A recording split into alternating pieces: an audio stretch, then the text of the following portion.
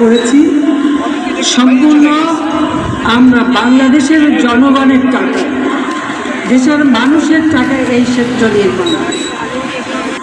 কাজে এই সেতুটা কার্য শেষ হয়ে গেছে, আমরা উদ্বোধনও করেছি, প্রকল্পের কাজ সব কিছু গুছিয়ে নেওয়া হয়েছে। আমাদের সেতুর সাথে আমাদের রেল সেতুটাও একই সাথে হয়ে গেছে।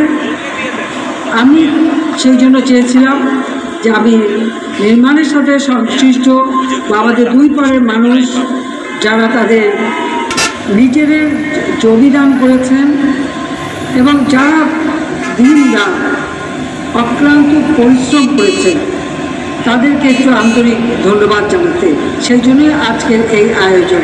সকলের প্রতি কৃতজ্ঞতা এবং ধন্যবাদ জানানোর অনুষ্ঠানই এটা, আমি সেটুকু বলতে পারি। আমাদের মহান নেতা জাতির পিতা বঙ্গবন্ধু শেখ মুজিব আমাদের স্বাধীনতা দিয়েছেন। তিনি আমাদের শিখিয়েছেন মাথা উঁচু করে চলতে। তিনি আমাদেরকে মুক্তিযুদ্ধের চেতনায় উদ্বুদ্ধ করেছিলেন, স্বাধীনতার চেতনায় প্রেরণা দিয়েছিলেন, শক্তি দিয়েছিলেন, সাহস দিয়েছিলেন। বাঙালি জাতি বিশ্বসভায় মর্যাদা নিয়ে চলবে, মাথা উঁচু করে চলবে, এটাই ছিল জাতির পিতার আকাঙ্ক্ষা। তো তার নেতৃত্বে আমরা স্বাধীনতা অর্জন করেছি। আমি আজকে দিনে আমাদের মহান নেতা, সর্বকালের সর্বশ্রেষ্ঠ বাঙালি জাতির পিতা বঙ্গবন্ধু শেখ মুজিবুর রহমানের প্রতি শ্রদ্ধা জানাচ্ছি।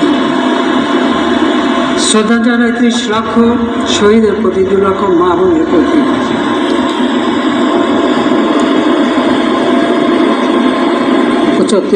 আগস্ট 1975 সাল 15 আগস্ট বাঙালি জাতির জীবনে একটা কলঙ্কময় অধ্যায়। যে নেতা তার জীবনটা উৎসর্গ করেছেন এই বাঙালির আর্থসামাজিক,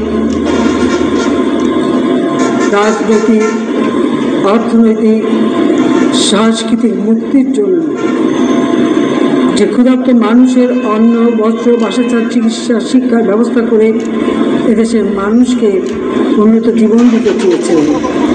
স্বাধীনতা আর সেই স্বাধীন জাতি হিসেবে আমাদের মর্যাদা থাকবে না, আমরা মাথা তুলে কথা বলতে পারবো না, আমরা আত্মমর্যাদাবোধ আমাদের থাকবে না। এটা কী ধরনের বাংলাদেশ? বাবা মা ভাই সব হারালাম, আমরা 2 বোন বিদেশে আসতে পারিনি, তখন আমাদের আসতে দেওয়া হয়নি, রিফিউজি হিসেবেই বিদেশে কাটাতে হয়েছিল। নিজেদের নামটাও ব্যবহার করতে পারিনি, নিরাপত্তার কারণে নাম ব্যবহার করতে দেয়নি। এরপর 81 সালে আওয়ামী লীগ যখন আমাকে আমার বর্তমানে সভাপতি নির্বাচিত করে, আমার ছোট শিশু সন্তান 8 বছরের মেয়ে, 10 বছর ছেলে, মাতৃস্নেহ বঞ্চিত করেই আমি ফিরে আসি বাংলার মাটিতে। আমি কোথায় ফিরে এসেছিলাম?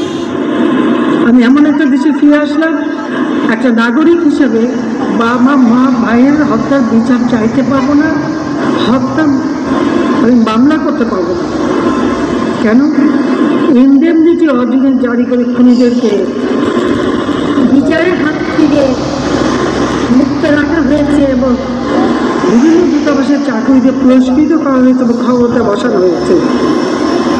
যুদ্ধাপরাধী যাদের বিচার জাতিপিতা করেছে, সারা বাংলাদেশকে জ্বালিয়ে পুড়ে ছাড়খাড় করেছিল, হাজার হাজার মা বোনদেরকে ক্যাম্পে ধরে নিয়ে যাদের দিনের পর দিন পাশে অত্যাচারে নির্যাতনের শিকার হতে হয়েছিল। কত গ্রামের পর গ্রাম পুরো শূন্য, শুধু বিধবার গ্রাম। 3 কোটি মানুষ গৃহহারা, 1 কোটি মানুষ শরণার্থী। সেই দেশটিকে তিনি গড়ে তুললেন, তাকে হত্যা পর এই বাংলাদেশে তো সেই রক্তাক্ত অবস্থা চলতেই থাকে 75 পরে। যে জাতি রক্ত দিয়ে দেশটা স্বাধীন করলো, সে জাতি কেন মাথা নিচু করে চলবে? সেই অকুতভয় জাতিকে একেবারে মর্যাদাহীন করে ছেড়ে দেওয়া হয়েছিল। এবং খবরদারিটা খুব বেশি চলতো আমাদের উপরে। 21 বছর পর সরকারে আসি, আমি জাপানে গিয়েছিলাম। আমার মনে আছে জাতিপিতা জাপানে যখন যান তখন যমুনা নদীর উপর সেতুর প্রস্তাব দিয়ে এসেছিলেন। তখন আলোচনা হয়েছিল পদ্মা এবং অন্যান্য নদীতে যমুনা নদীর উপর সেতু নির্মাণ। জাপান ফিজিবিলিটি স্টাডি করে দেয়, কিন্তু এরপরে আর কাজ তেমন এগোয়নি। যার পরবর্তীতে সেটা নির্মাণ হয়। আমি যখন মিস্টার জলি, তার সাথে আমার পরিচয় ছিল না।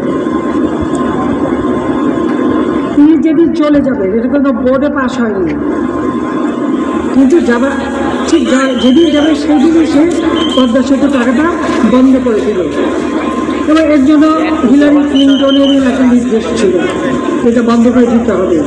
কেন এই পদে থাকতে পারল না? টাকা বন্ধ করার সাথে সাথে আবার অন্যান্য যারা দাতা সংস্থা একে দেখি সবাই বন্ধ করে দিল। আমি বিশ্বের অনেক নেতাদের সাথে কথা বলেছিলাম, তো সকলের ধারণা যে ওয়ার্ল্ড ব্যাংক ছাড়া বোধ হয় এই ধরনের সেতু করা যাবে না। কিন্তু কেন যাবে না? ওয়ার্ল্ড ব্যাংক না থাকলে পারা যাবে না, আমরা পারা যাবে না কেন? আমরা নিজে করতে পারবো না কেন? আমি যখন চট্টগ্রামে গেলাম, আমাদের এই সাউথ ইস্ট এশিয়ান অনেক নেতাদের সাথে কথা হলো। একমাত্র মালয়েশিয়ার প্রেসিডেন্ট ডক্টর রাজ্জাক বললেন যে ঠিক আছে, আপনার সেতুটা আমি করে দেবো। আমি তাদের সাথে আলোচনা করলাম। জাপান যাওয়ার পথে মালয়েশিয়া এয়ারপোর্টে বসেও তার উপদেষ্টার সাথে কথা হলো। তারা মোটামুটি একটা প্ল্যান আমাদের দেখালেন, কিন্তু মুশকিল হয়ে গেল আমার দেশের ভিতরে। আমার সাথে তো কেউ নাই, কেউ বলতেছে না যে ওয়ার্ল্ড ব্যাংক ছাড়া আমরা করতে পারবো। হ্যাঁ আছে, আমার জনগণ আছে, বাংলাদেশের মানুষ আছে, শুধু বাংলাদেশের মানুষ আছে। আমাদের দেশে যারা এখন বুদ্ধিজীবী, জ্ঞানী, গণী, প্রত্যেকেই বলে এটা করা সম্ভব না। আমি বলছি আমরা করবো, বলে টাকা করতে পারবো। আমাদের 7-12 কোটি মানুষ, টাকা এসে যাবে। আমরা তো একদিনে সব টাকা খরচ করবো না, যে টাকাই লাগুক আমরা আস্তে আস্তে করবো, কিন্তু আমরা করবো। এবং আমি